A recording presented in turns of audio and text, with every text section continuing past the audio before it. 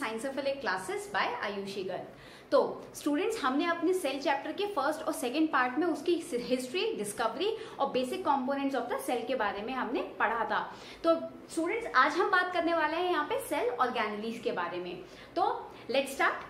Cell organelles actually बेटा क्या होते हैं? These are the small organelles और the components which are present inside the cell. Let's take an example. जैसे कि ह्यूमन बॉडी होती है, ह्यूमन बॉडी में क्या होता है, उसके वेरियस ऑर्गन्स होते हैं अलग अलग, जो कि सभी मिलके एक पूरा ऑर्गन सिस्टम ऑर्गेनाइज करते हैं और प्लस वही ऑर्गन सिस्टम पूरा क्या मिलके बनाते हैं, एक ऑर्गेनिज्म बनाते हैं। तो वही बेटा एग्जाम्पल है हमारे सेल में। दैट इज सेल के जो छोटे छोटे ऑर्गेनेलीज होते हैं, जैसे कि एंडोप्लाज्मिक रेटिकुलम हो गया, माइटोकॉन्ड्रिया, गोल्जी बॉडी, तो यही सारे हमारे ऑर्गेनेलीज मिलके बनाते हैं उसका पूरा एक सेल। तो इनका अलग अलग स्पेसिफिक फंक्शन होता है जो कि वो पूरा सेल के सिस्टम को सपोर्ट करते हैं। तो we are going to start with the endoplasmic reticulum today. So endoplasmic reticulum बेटा क्या होता है, हम आज इसके स्ट्रक्चर और उसके फंक्शन के बारे में बात करेंगे। तो I am going to tell you about the first about its structure. तो अगर हम स्ट्रक्चर देखें बेटा एंडोप्लाज्मिक रेटिकुलम का, तो उसका स्ट्रक्चर जो होता है वो क्या होता है, मेम्ब्रेनस होता है। That is it is membranous structure. Like आप कह सकते हैं उसको शीट्स होती हैं बहुत पतली पतली, जो कि एक के ऊपर एक जो शीट्स होती हैं वो स्टैक्ड होती हैं, लाइक शीट काइंड ऑफ। ठीक है, तो मेम्ब्रेनस हो गया और प्लस ये एक नेटवर्क बनाता है। That is it forms network of the sheets. So, अब बेसिकली बेटा अगर हम बात करें, इसके 3 फॉर्म्स होती हैं। फॉर्म्स माने कि ये जो हमारा एंडोप्लाज्मिक रेटिकुलम होता है वो 3 तरीके से प्रेजेंट हो सकता है inside the cell. That is एक होता है हमारा सिस्टर्नी, दूसरा वेसिकल्स और तीसरा ट्यूब्यूल्स। ये हमारा जो सिस्टर्नी होता है ये हमारे होते हैं फ्लूइड फिल्ड सैक्स। दैट इज एक छोटे छोटे ऐसे ट्यूब्यूलर स्ट्रक्चर्स होते हैं जिसके अंदर एक फ्लूइड भरा हुआ होता है। वेसिकल्स छोटी छोटी यूनिट्स होती है जो कि डिस्पर्स्ड काइंड ऑफ रहती है हमारी सेल के अंदर। और तीसरा होता है हमारा बेटा ट्यूब्यूल्स। दैट इज वो ट्यूब्स लाइक स्ट्रक्चर्स होती हैं जो कि हेल्प कराती हैं ट्रांसपोर्टेशन में। So let's discuss the diagram. So बेटा मैं आपको यहाँ पे एक कॉमन रफ एक ऐसा एग्जांपल दे देती हूँ सेल का। ठीक है, हाँ बेटा एक चीज और, हमारा जो एंडोप्लाज्मिक रेटिकुलम होता है ये प्लांट सेल और एनिमल सेल दोनों में ही प्रेजेंट होता है। Okay, so now we will discuss about the diagram. So ये बेटा आपका मैंने बिल्कुल बीच में जो मिडिल में बनाया है वो मैंने आपका बनाया है हमारा न्यूक्लियस। अब इस न्यूक्लियस से जो आउटर मेम्ब्रेन होती है हमारी न्यूक्लियस की, उससे ही हमारी न्यूक्लियर एनवेलप जो मैंने आपको बताया था वो डबल मेम्ब्रेनस होता है हमारा न्यूक्लियस। तो जो आउटर वाली हमारी जो मेम्ब्रेन होती है उससे ही हमारा एंडोप्लाज्मिक रेटिकुलम अटैच्ड रहता है। सो इन दिस वे। ओके बेटा, इस तरीके से फिर वो ये अटैच रहता है। और ये कहां तक जाता है, दैट इज ये एक हमारे जो सेल मेम्ब्रेन होती है वहां तक ये बिल्कुल पहुंचता है। ओके, इस तरीके से। तो एक साइड से जो हमारा एंडोप्लाज्मिक रेटिकुलम होता है वो अटैच रहता है हमारे आउटर न्यूक्लियर मेम्ब्रेन से, और दूसरी तरफ वो अटैच रहता है हमारी प्लाज्मा मेम्ब्रेन या फिर सेल मेम्ब्रेन से। तो अब बेटा जो ये हमारे मैंने आपको बताया था पहले भी, जो हमारा एंडोप्लाज्मिक रेटिकुलम होता है वो टू टाइप्स का होता है। That is one is the SER and the other is RER। SER होता है हमारा स्मूथ एंडोप्लाज्मिक रेटिकुलम, और जो हमारा RER होता है वो होता है हमारा रफ एंडोप्लाज्मिक रेटिकुलम। तो बेटा ये जो होता है हमारा रफ एंडोप्लाज्मिक रेटिकुलम, वो उसका सरफेस रफ क्यों होता है, because of the presence of the ribosomes. That is जो उसके सरफेस पे राइबोसोम्स अटैच्ड होते हैं, इस वजह से उसका जो सरफेस होता है वो रफ हो जाता है। और दूसरा जो हमारा टाइप होता है वो होता है हमारा स्मूथ एंडोप्लाज्मिक रेटिकुलम। तो बेटा एक चीज का आप लोग ध्यान रखें, जो बच्चे अक्सर गलती करते हैं वो होता है दैट इज वो राइबोसोम दैट इज RER को कहीं भी वो बना देते हैं, लेकिन जो हमारा रफ एंडोप्लाज्मिक रेटिकुलम होता है it is present just adjacent to the nucleus. That is हमारा पहले यहाँ पे जो होता है वो राइबोसोम्स जो प्रेजेंट होते हैं, जो अटैच्ड होते हैं हमारे RER से, वो बिल्कुल adjacent that is next to the nuclear membrane होते हैं, और बाहर की तरफ जो होता है वो होता है हमारा स्मूथ एंडोप्लाज्मिक रेटिकुलम। तो अब बेटा ये मैंने आपको बताया डायग्रामेटिक वे से, क्योंकि हमें पता होना चाहिए कि ये जो फंक्शन होते हैं उसके वो किस तरीके से पॉसिबल होते हैं। Now we are going to discuss about the functions. So बेटा पहली चीज जो मैं आपको बताना चाहूंगी कि हमारा जो फंक्शन होता है एंडोप्लाज्मिक रेटिकुलम का, वो क्योंकि दोनों हमारी दो सब यूनिट्स प्रेजेंट होती हैं, दो काइंड्स उसके होते हैं, स्मूथ एंडोप्लाज्मिक रेटिकुलम के और रफ एंडोप्लाज्मिक रेटिकुलम के। तो हम दोनों के ही बारे में बात करते हैं। पहला तो जो उसका जो कॉमन एक हम बात करें अगर एंडोप्लाज्मिक रेटिकुलम के फंक्शन का, तो बेटा ये हमारा स्केलेटल फ्रेमवर्क देता है, सेल को स्केलेटल फ्रेमवर्क बनाता है।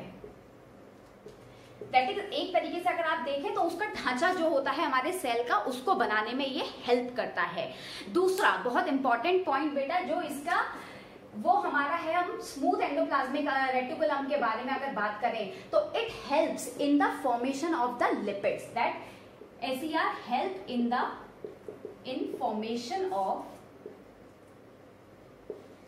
formation of lipids. Specifically we are talking about phospholipids and glycolipids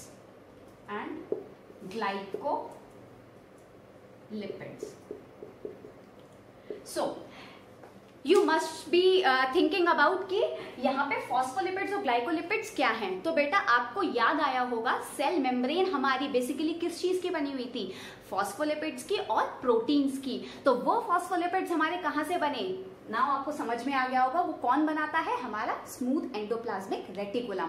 smooth endoplasmic reticulum ही हमारे फॉस्फोलिपिड्स बनाते हैं और वही फॉस्फोलिपिड्स हमारे बनाता है सेल मेम्ब्रेन। और बेटा इसी प्रोसेस को हम कहते हैं membrane biogenesis,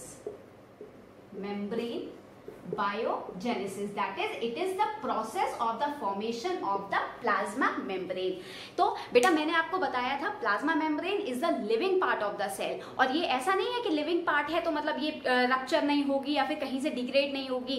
लिविंग पार्ट है, कभी भी टूट सकती है, बहुत थिन होती है, डेलिकेट होती है। तो जो ये हमारे जो अगर कहीं भी उसका मेम्ब्रेन अगर रप्चर हो जाती है तो वो जो लिपिड्स हमारे स्मूथ एंडोप्लाज्मिक रेटिकुलम बना रहे हैं तो वो जाके इसको स्पेस को फिल करेंगे, दैट इज वो उसको दोबारा से बनाने में हेल्प करते हैं, उसका स्ट्रक्चर मेंटेन करने में हेल्प करते हैं हमारे फॉस्फोलिपिड्स। तो और इस प्रोसेस को हम क्या कहते हैं, जिससे जो फॉस्फोलिपिड्स हमारे मेम्ब्रेन को बनाता है, that is it is known as the membrane biogenesis. Membrane तो आपको समझ में आ गया बेटा, bio is for the life और living and genesis means to synthesize, that is synthesize. Hope आपको अब ये चीज समझ में आई होगी बेटा। When we talk about the next function of the RER, that is अगर हम RER के फंक्शंस के बारे में देखें तो रफ एंडोप्लाज्मिक रेटिकुलम बेसिकली क्यों रफ होता है, that is because of the presence of the ribosomes. तो वो राइबोसोम्स हमारे बेटा कहां बनते हैं, दैट इज अब मैंने आपको बताया था कि ये जो न्यूक्लियस से हमारा अटैच होती है आउटर मेम्ब्रेन से, तो दैट इज अभी उसको पैसेज दे रही है। तो पैसेज देने के क्यों पैसेज दे रही है, क्योंकि इसके अंदर जो हमारी सब यूनिट प्रेजेंट होती है न्यूक्लियस के, वो होती है न्यूक्लियोलस, और वो हमारी साइट होती है ऑफ द राइबोसोम फॉर्मेशन। तो यहाँ से राइबोसोम्स जो होते हैं वो इस पैसेज के थ्रू होते हुए कहाँ तक जाते हैं, बाहर साइटोप्लाज्म में जाते हैं। क्यों, क्योंकि ये जो हमारा एक तरफ से तो हमारा न्यूक्लियोलस से अटैच्ड है एंडोप्लाज्मिक रेटिकुलम, और ये बाहर सेल के बाहर कहाँ लाई कर रहा है, दैट इज साइटोप्लाज्म में लाई कर रहा है।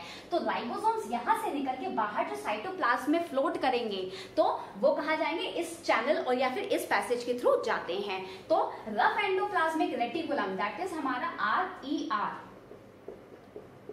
Helps in the transportation